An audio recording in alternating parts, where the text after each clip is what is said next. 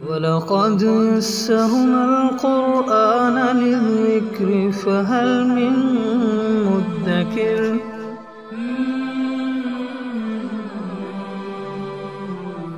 اعوذ باللہ من الشیطان الرجیم بسم اللہ الرحمن الرحیم قد سمع اللہ قول التی تجادلک فی زوجها وتشتکی الی اللہ واللہ یسمع تحاورکما ان اللہ سمیع بصیر۔ قد سمع اللہ، یقیناً سن لی اللہ نے، قول التی، اس عورت کی بات، قول میں نے بات، اور التی وہ عورت، التی تجادلک جو آپ سے جھگڑا کر رہی تھی، فی زوجہا اپنے خاوند کے بارے میں، وتشتکی الی اللہ اور اللہ سے فریاد کر رہی تھی، واللہ یسمع تحاورکما اور اللہ سن رہا تھا تم دونوں کی گفتگو کو، ان اللہ سمیع بصیر، یقیناً اللہ تعالی ہر بات کا سننے والا اور ہر چیز کا دیکھنے والا ہے۔ سورہ مجادلہ کی یہ پہلی آیت ہے، اور اس میں قصہ یہ پیش آیا کہ حضرت اوس ابن صامت، ان کی زوجہ تھی حضرت خولہ بنت ثعلبہ رضی اللہ عنہ۔ تو عرب کے اندر ایک مسئلہ یہ بھی چلتا تھا کہ اگر کوئی صاحب اپنی بیوی کو غصے میں اپنی ماں کے ساتھ یا کسی بھی محرم رشتہ دار کے ساتھ تشبیہ دے دے، مثلا یوں کہہ دے کہ تو میری ماں کی طرح ہے، یا تو میرے ماں کی سر کی طرح میرے لیے قابل تعظیم ہے، مطلب ایسے تشبیہ دے دے، تو وہ اس کو حرمت ابدیہ کے درجے میں اتارتے تھے، اور ہمیشہ کے لیے پھر بیوی اپنے خاوند پر حرام تصور کی جاتی تھی۔ گویا کہ آپ یوں سمجھنے کہ یہ طلاق سے بھی سخت چیز، طلاق بھی یا تو رجعی ہوتی ہے، عدت کے اندر رجوع کیا جا سکتا ہے، یا طلاق بائن ہوتی ہے جس سے نکاح ٹوٹ جاتا ہے اور دوبارہ نکاح کرنا ہوتا ہے، یا طلاق مغلظ ہوتی ہے جس سے بیوی کا رشتہ ختم ہو جاتا ہے اور حلالہ کے بغیر نکاح نہیں ہو سکتا۔ لیکن یہ جو مسئلہ تھا کہ اگر خاوند نے یوں کہہ دیا کہ تو میری ماں کی طرح ہے، تو اس سے وہ ہمیشہ کے لیے حرام تصور کی جاتی تھی، اور کوئی صورت ممکنہ نہیں تھی کہ وہ عورت دوبارہ سے اس خاوند کے حرم میں داخل ہو جائے۔ تو قصہ یہ پیش آیا کہ یہ جو صحابی تھے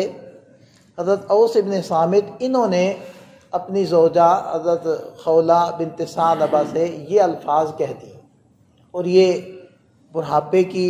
طرف گامزن تھی، بوڑھی ہو گئی تھی۔ اب یہی مسئلہ لے کر نبی پاک صلی اللہ علیہ وسلم کی خدمت میں آئیں، تو مختلف روایات ہیں۔ ایک روایت میں تو یہ آتا ہے کہ آپ علیہ السلام نے ارشاد فرمایا کہ میرے علم میں تو یہی ہے کہ اب تم ہمیشہ کے لیے اس کے اوپر حرام ہو چکی ہو، اور ایک روایت میں یوں آتا ہے کہ آپ علیہ السلام نے ارشاد فرمایا کہ ابھی تک میرے اوپر کوئی اس بارے میں اللہ تعالیٰ کی طرف سے علم نازل نہیں ہوا۔ تو بہرحال چونکہ یہ ایک نیا مسئلہ تھا آپ علیہ السلام کے لیے، اس لیے آپ علیہ السلام نے جو ایک رواج چلتا چلا آ رہا تھا عربوں کا، اسی کے مطابق بات ارشاد فرمائی۔ لیکن یہ حضرت جو خولہ تھی،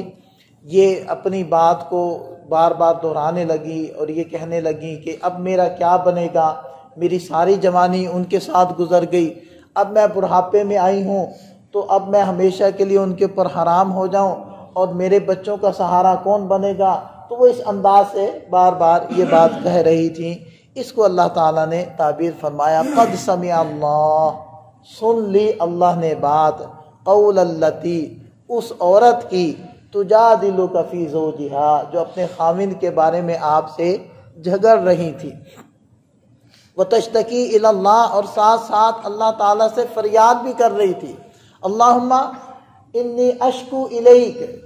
اے اللہ میں آپ کے سامنے ہی اپنا شکوہ بیان کرتی ہوں، آپ ہی میرے لیے اس میں سے کوئی راہ نکالیں۔ اور وہ یہ بار بار اللہ تعالیٰ سے بھی فریاد کر رہی تھی، واللہ یسمع تحاورکما، اور اللہ تم دونوں کی بات کو سن رہا تھا۔ یقیناً اللہ تعالیٰ تو ہر بات کا سننے والا اور ہر چیز کا دیکھنے والا ہے۔ تو یہ قصہ پیش آیا۔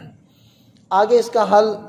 ذکر ہے، آگے انشاءاللہ کل کریں گے، لیکن اس سے ایک بات ہمیں یہ سمجھ میں آئی کہ حضرت خولہ ان کے بار بار پوچھنے اور اللہ تعالیٰ کی دربار میں درخواست کرنے سے اللہ تعالیٰ نے اس مسئلے کا ہمیشہ کے لیے حل نازل فرما دی۔ طلب کے اوپر اللہ تعالیٰ فیصلہ کرتے ہیں، ایک تو یہ سمجھ میں آ گئی بات۔ دوسری یہ بات سمجھ میں آئی کہ اللہ اپنے نیک بندوں کی باتوں کو سنتے ہیں اور ان کی فریاد کی فریاد رسی کرتے ہیں، ان کے مسائل کو حل کرتے ہیں۔ اب دیکھیں انہوں نے اللہ تعالیٰ سے درخواست کی تو اللہ تعالیٰ نے ان کی اس شکوے کو سنا اور ان کی اس فریاد کی داد رسی کی اور اس کا حل نکالا۔ اور ایک مرتبہ حضرت عمر فاروق رضی اللہ عنہ حضرات صحابہ کرام کے ساتھ جا رہے تھے تو راستے میں حضرت خولہ انہوں نے حضرت عمر رضی اللہ عنہ کو روکا تو ان سے بات کرنے لگیں، کافی دیر بات کرتی رہیں۔ جب وہ بات کر کے خاموش ہو گئی، مطلب بات مکمل ہوگی، تو پھر حضرت عمر رضی اللہ عنہ نے اپنی راہ لی۔ تو ان کے ساتھ جو احباب تھے انہوں نے کہا کہ آپ نے ایک عورت کی وجہ سے اتنے بڑے اپنے ساتھ چلنے والے مجمع کو روک دیا۔ تو حضرت عمر رضی اللہ عنہ نے فرمایا کہ تمہیں پتہ ہے یہ کون تھی؟ یہ خولہ بنت ثعلبہ تھی۔ ان کی بات تو اللہ نے آسمانوں پر سنی، تو عمر کون ہوتا ہے کہ ان کی بات نہ سنے؟ تو یہ اللہ تعالیٰ نے ان کو عظمت دی اور ان کے ذریعے سے اللہ تعالیٰ نے ایک بڑا مسئلہ حل کر دیا۔ اللہ تعالیٰ ہمیں سمجھ عطا فرمائے، عمل کی توفیق۔